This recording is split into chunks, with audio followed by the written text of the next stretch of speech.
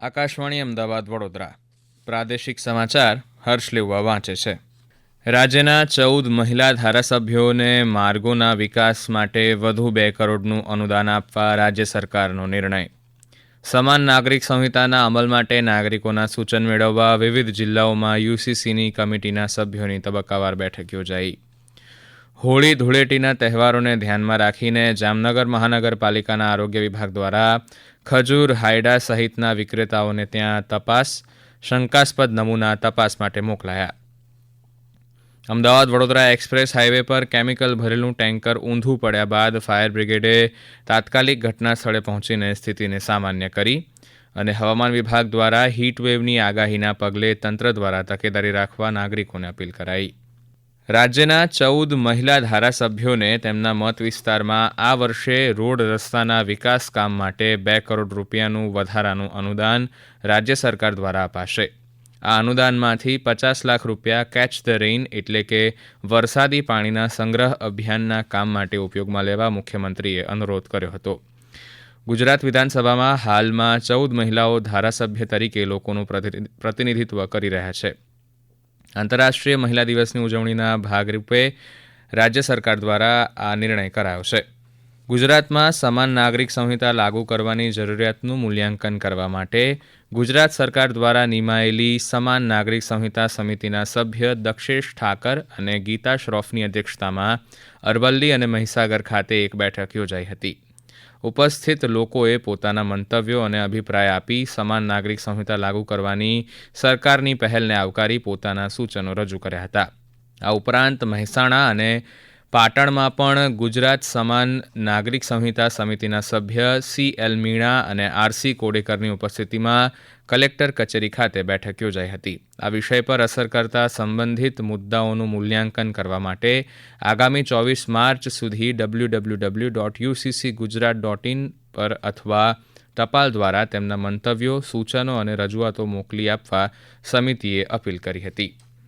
જામનગર મહાનગરપાલિકાની આરોગ્ય શાખા દ્વારા ધૂળેટીના તહેવારોને અનુલક્ષીને શહેરના વિવિધ વિસ્તારોમાં ખાણીપીણીની ચીજવસ્તુઓના વેચાણ કરનારા વેપારીઓના એકમો પર તપાસ હાથ ધરાઈ હતી.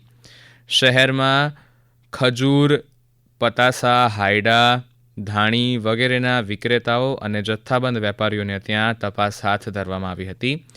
તપાસ કામગીરી દરમિયાન શંકાસ્પદ જણાતા ખાદ્ય ખોરાકના સેમ્પલ વધુ તપાસ માટે લેબોરેટરીમાં મોકલવામાં આવ્યા હતા.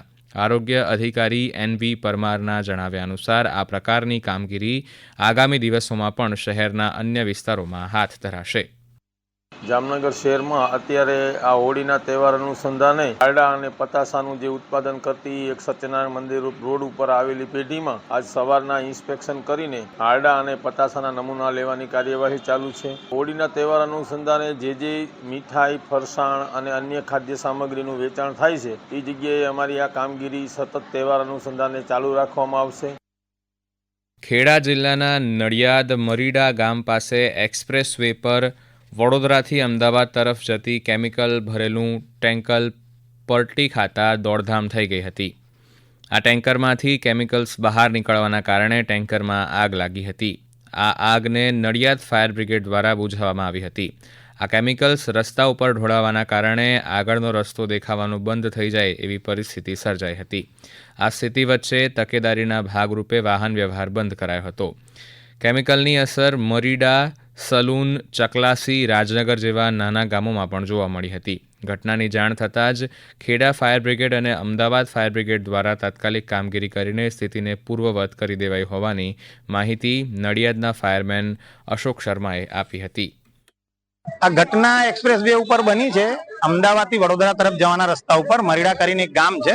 એ ગામની સીમમાં છે અને એ ટેન્કર જતી હતી અમદાવાદ અને એટલું મોટું એક્સિડન્ટ થયું છે. ટોટલ રોંગ સાઈડે આવતી રહી છે બરોડા તરફ અને અમે ફોર્મ અને પાણીનો મારો ચલાવી રહ્યા છે. કેજ્યુઅલિટી હજુ એની અંદર અમે જયારે ઘટના સ્થળ ઉપર આવ્યા ત્યારે અમને એવું મળ્યું કે ભાઈ 108 હોસ્પિટલમાં એક જણને લઈ ગયા છે. હાઈવે પર ટ્રાફિક બંધ કરેલું છે અને થોડું ઘણું ચાલુ કરે છે પછી બંધ કરે છે એટલે ટ્રાફિક ના થાય એના માટે. આ સમાચાર આપ આકાશવાણીના અમદાવાદ વડોદરા કેન્દ્ર પરથી સાંભળી રહ્યા છો. આ સમાચાર આપ અમારી YouTube channel AIR news Gujarat પર પણ સાંભળી શકશો. વધુ સમાચાર માટે આપ અમારી વેબસાઇટ newsonair.gov.in/gujarati અને અમારા એક્સ હેન્ડલ AIR_news_ABED ને ફોલો કરશો. ભાવનગરના જવાહર મેદાન ખાતે આયોજિત નમો સખી સંગમ મેળાના ત્રીજા દિવસે કેન્દ્રીય રાજ્યમંત્રી નીમુબેન બાંભણિયાની ઉપસ્થિતિમાં નારી તું નારાયણી અને મહિલા ઉદ્યોગ સાહસિકતા અને સ્ટાર્ટઅપ સંભાવના તથા પ્રાકૃતિક કૃષિ પરિસંવાદ વિષયો પર પરિસંવાદ યોજાયા હતા. પ્રાકૃતિક કૃષિ વિશે તજજ્ઞો દ્વારા માર્ગદર્શન આપવામાં આવ્યું હતું. આ પ્રસંગે સુશ્રી બાંભણિયાએ જણાવ્યું હતું કે ભાવનગરમાં 4 દિવસીય નમો સખી સંગમ મેળામાં પ્રતિદિન 10,000થી વધારે લોકો મેળાની મુલાકાત લઈ રહ્યા છે. તે આપણા સૌ માટે ગૌરવની વાત છે. રાજ્યભરમાં ટેકાના ભાવે કપાસનું વેચાણ કરવા માંગતા ખેડૂતોએ આગામી 15 માર્ચ સુધી નોંધણી કરાવવા અનુરોધ કરાયો છે. ખેડૂતો CCI એટલે કે ભારતીય કપાસ નિગમના માર્કેટ પોર્ટલ પર ખરીદ કેન્દ્રો ખાતેથી નોંધણી કરાવી શકશે. સમય મર્યાદામાં અરજી કરનારા ખેડૂતો પાસેથી જ કપાસની ટેકાના ભાવે ખરીદી કરાશે તેમ સત્તાવાર યાદીમાં જણાવાયું છે. રાજ્યના 74 ખરીદ કેન્દ્રો ખાતે કપાસની ખરીદી આગામી સપ્ટેમ્બર મહિના સુધી ચાલશે. ઉલ્લેખનીય છે કે ભારત સરકાર દ્વારા આ વખતે કપાસ માટે ટેકાનો ભાવ ₹7,741 જાહેર કરાયો છે. ખેડૂતો પોતાની સમસ્યા અને ફરિયાદ માટે 7718955728 નંબર પર સંપર્ક કરી શકશે. બનાસકાંઠાના દાંતીવાડા કૃષિ યુનિવર્સિટીએ ભચાઉના કુંભારડી ગામના 65 ખેડૂતોને કૃષિલક્ષી તાલીમ આપી હતી. ખેડૂતોને ઉનાળુ પાક માટે વૈજ્ઞાનિક ખેતી પદ્ધતિ, પ્રાકૃતિક ખેતી તથા વધુ ઉત્પાદન અંગે માર્ગદર્શિત કરાયા હતા. આ તાલીમમાં શિક્ષણ, સંશોધન અને વિસ્તરણની તેમજ યોજનાકીય કામગીરી તેમજ ખેતીમાં ઓછા ખર્ચે વધુ ઉત્પાદન કેવી રીતે મેળવવું તેની વિગતવાર માહિતી અને માર્ગદર્શન અપાયું હતું. રાજ્યમાં ગરમીના વધતા પ્રકોપ સામે આજથી 2 દિવસ દરમિયાન 19 જિલ્લામાં હીટવેવની આગાહી હવામાન વિભાગે કરી છે. રાજ્યના અનેક જિલ્લામાં લઘુત્તમ તાપમાન સામાન્ય કરતાં 5થી 8 ડિગ્રી સેલ્સિયસ વધુ, જ્યારે મહત્તમ તાપમાન પણ સામાન્ય કરતાં 4થી 7 ડિગ્રી છે, જેને કારણે આજે રાજ્યના 5 જિલ્લાઓમાં ગરમ રાત્રિની પણ આગાહી વ્યક્ત કરવામાં આવી છે. 19 જેટલા જિલ્લામાં હીટવેવની શક્યતાઓ સાથે સૌરાષ્ટ્ર, કચ્છ અને દક્ષિણ ગુજરાતના વિવિધ જિલ્લામાં રેડ એલર્ટ તેમજ મધ્ય અને ઉત્તર ગુજરાતના ભાગોમાં ઓરેન્જ એલર્ટ જાહેર કરવામાં આવ્યું છે. હવામાન વિભાગના ડાયરેક્ટર ડોક્ટર AK દાસે જણાવ્યું હતું કે સૂર્યના સીધા કિરણો રાજ્ય તરફ આવી રહ્યા છે, જેને કારણે તાપમાનનું પ્રમાણ વધ્યું છે. દરમિયાન સુરેન્દ્રનગર જિલ્લામાં હીટવેવથી બચવા માટેની માર્ગદર્શિકા જાહેર કરવામાં આવી છે, જેમાં ભારે ગરમીથી બચવા માટે પુષ્કળ પ્રમાણમાં પ્રવાહી પીવા ઉપરાંત સીધા સૂર્યપ્રકાશથી બચવા લોકોને અપીલ કરવામાં આવી હોવાનું સુરેન્દ્રનગરના કલેક્ટર રાજેન્દ્ર કુમાર પટેલે જણાવ્યું હતું. હું સુરેન્દ્રનગર જિલ્લાના તમામ રહીશોને અપીલ કરવા માગું છું કે બપોરના 1 થી 4ના સમયગાળા દરમિયાન બિનજરૂરી બહાર નીકળવાનું ટાળવું, શરીરને ઢાંકીને રાખી શકે તેવા વસ્ત્રો, પાતળા સુતરાઉના કપડાં પહેરવા જોઈએ, પાણી મહત્તમ પીવાનું રાખવું જોઈએ. હીટવેવની શક્યતા નાના બાળકો, વૃદ્ધો, સગર્ભા મહિલાઓ અને જેને બ્લડ પ્રેશરની સમસ્યા છે એવા લોકોને ખાસ અસર કરતા હોય આવા લોકોએ ખાસ તકેદારી રાખવી જોઈએ. રાજ્યના બૃહદ ગીર વિસ્તારના સંરક્ષણ અને પર્યાવરણનું જતન કરવા તત્કાલીન મુખ્યમંત્રી નરેન્દ્ર મોદીના નેતૃત્વમાં કામગીરી હાથ ધરવામાં આવી હતી, જે આજે પણ યથાવત છે. આ કામગીરીના પરિણામે ગત 1.5 દાયકાથી વન્ય પ્રાણીઓ માટે ગુજરાત વધુ સુરક્ષિત રાજ્ય બન્યું હોવાનું સત્તાવાર યાદીમાં જણાવાયું છે. સાંભળીએ એક અહેવાલ. રાજ્યના બૃહદ ગીર વિસ્તારનું અત્યાધુનિક ટેકનોલોજીની મદદથી સંરક્ષણ થઈ રહ્યું છે.